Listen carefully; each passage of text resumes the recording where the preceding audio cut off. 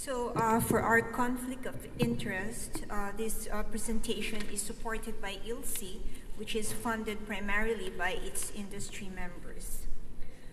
So my presentation is comparing health indicators across geography, a look at Asia and Latin America. So first, let me give you a background of the One ILSI Healthy Aging Project. Now, this is a research collaboration among International Life Science Institute branches in Asia and Latin America. So the question being asked is, what factors contribute to healthy versus pathological aging in countries across different regions and with varying levels of economic development, focusing in this case particularly on Asia and Latin America? So the objective of my presentation is to provide a background for the Asian and Latin American countries in terms of selected indicators for health and aging that describe the status of the adult population, the disease causes of mortality in the two regions, causes of disability, and risk factors for disease and disability, including metabolic, lifestyle, dietary, and other factors. So the countries included in this comparison are categorized following the WHO categories and the categories used by the Global Burden of Disease Studies published in the Lancet. So for Asia, we have 4 high-income Asia-Pacific countries and 3 South and East Asian countries and 8 countries from the Association of Southeast Asian Nations in Southeast Asia, giving us a total of 15 countries. Now, for Latin America, the categories are based on geographical areas. So we have Central Latin America, Andean Latin America, Tropical Latin America, and Southern Latin America, giving us a total of 17 countries. So following is a brief background of the situation of aging in Asia and Latin America based on WHO statistics and other global reports. Now, this slide shows the distribution of the population aged 65 years and above in 2015, and we can see that the elderly in Latin America comprise less than 10%, whereas in Asia, more than 55% of the elderly are residing. And the situation is similar, projected to be similar by 2050. So an indicator is defined as a measurement or value that gives an idea of what something or what the situation is like. So for our aging indicators, we used median age, which is the age that divides a population into 2 groups of the same size, so that one half of the population is younger than this age and the other half is older. So the higher the median age, that means the older the population. And the other indicator is the percent of population aged 60 years and above. So statistics from the World Population Aging Report 2015 has shown that Latin America has a median age of 28 years compared to 32 years in Asia, and only Latin America has only 11% of the population above 60, whereas Asia would have 13% of the population above 60. Now, when we look at the geographic regions within Latin America, it is the southern Latin American countries that have the highest population percent above 60, and in Asia, it's the high-income Asia-Pacific countries that have the highest percentage above 60. So in terms of median age, the picture is the same with the Southern American countries comprised of Argentina, Chile, and Uruguay that have the highest median age, and the high-income Asia-Pacific countries composed of Japan, Singapore, South Korea, and Brunei that are the oldest. Now, to summarize the aging indicators, there are four. More advanced aging is found in Asia in terms of median age and the population above 60.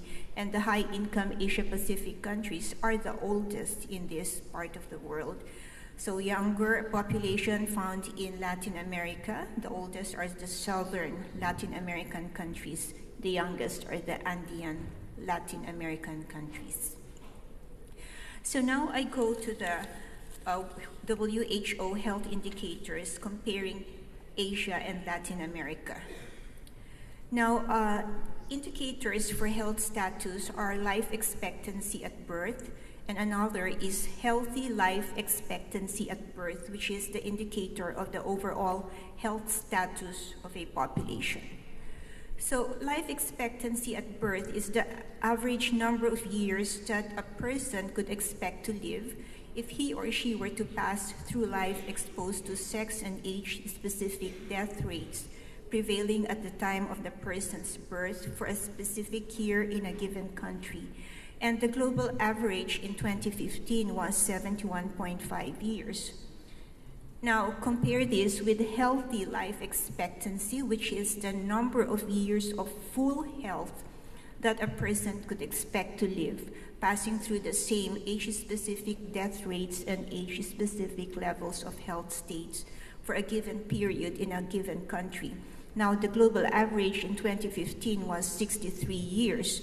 So we can see that on the average, a person who lives up to age 71 will have around 8 years living with some kind of a disease condition before death. Now, comparing the healthy life expectancy in Asia and Latin America, we could see that Latin America has a longer life expectancy than Asia, comparing male and female, for both males and females.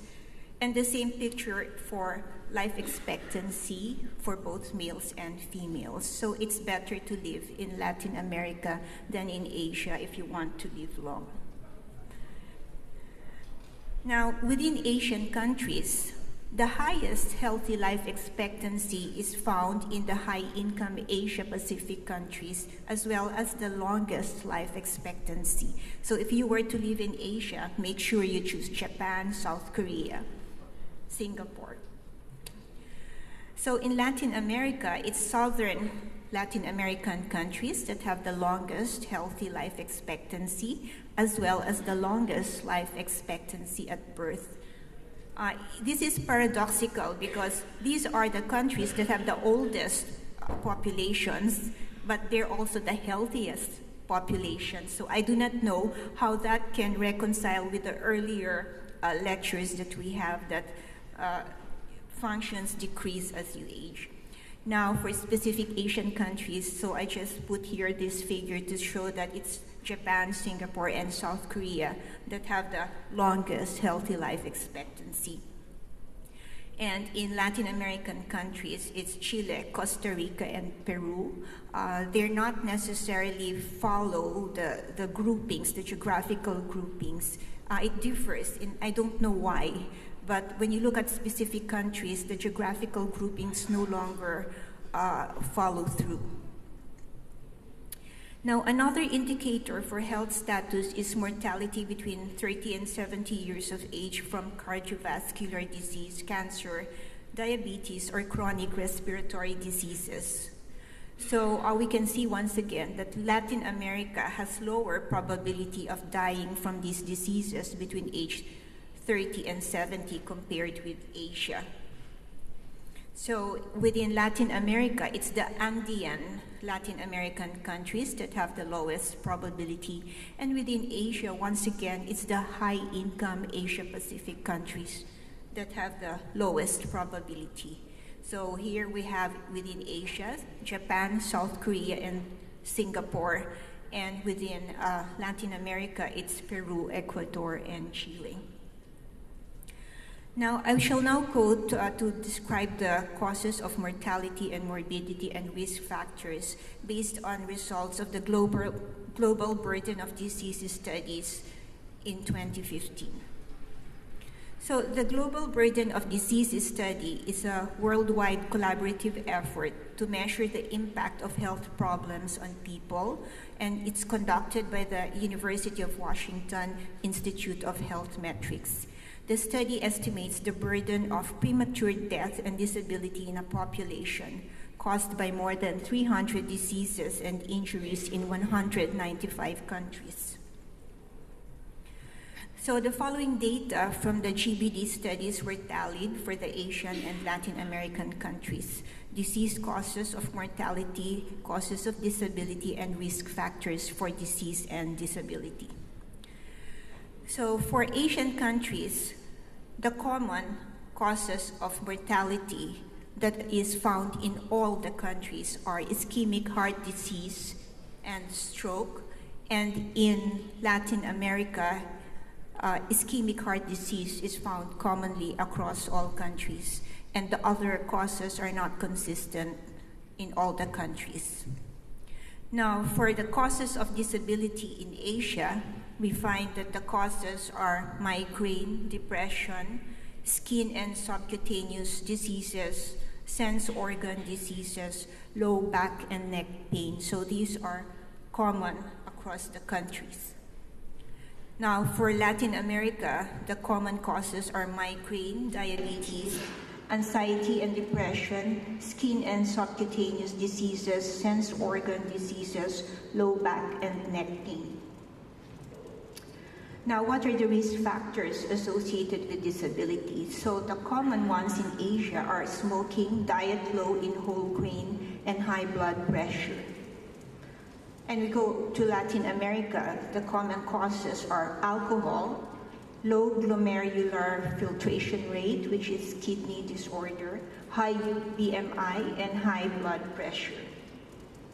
So if we summarize the causes of mortality between Asia and Latin America, we'll see that they are similar.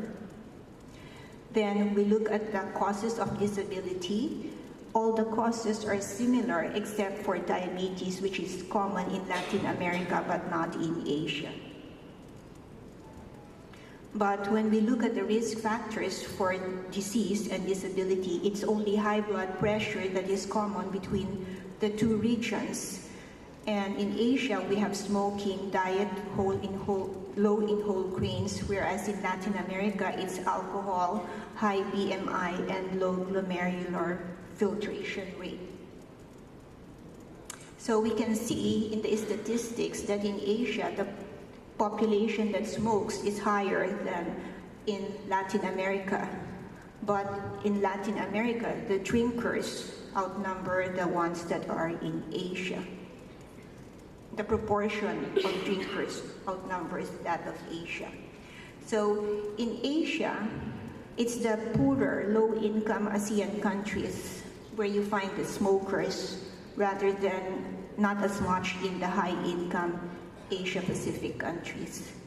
In Latin America, it is in the southern and tropical Latin American countries where you find the higher alcohol consumption. Now we go to high BMI. We can see here that Latin America exceeds Asia by a wide margin in terms of the percent overweight and obese. So if you look at the percent overweight and obese, we find Brunei and Malaysia are the highest in Asia at 65 and 51%. But when we look at the countries in Latin America where the Mexico, Chile, and the others, we can find that the prevalences are really high for those who are overweight and obese. So what is our conclusion? First, Latin America have better health indicators than Asia. So there's here higher life expectancy, higher healthy life expectancy, lower probability of dying from chronic disease between age 30 and 70. And in Asia, I think it's obvious that high income is associated with better health, but not in Latin America, because there's not wide income disparity among the Latin American countries, and it is not clear what it is that drives better health in the region. The causes of mortality and disability are similar between the two regions. High blood pressure is a common risk factor for disability, but all the other risk factors differ between the two regions.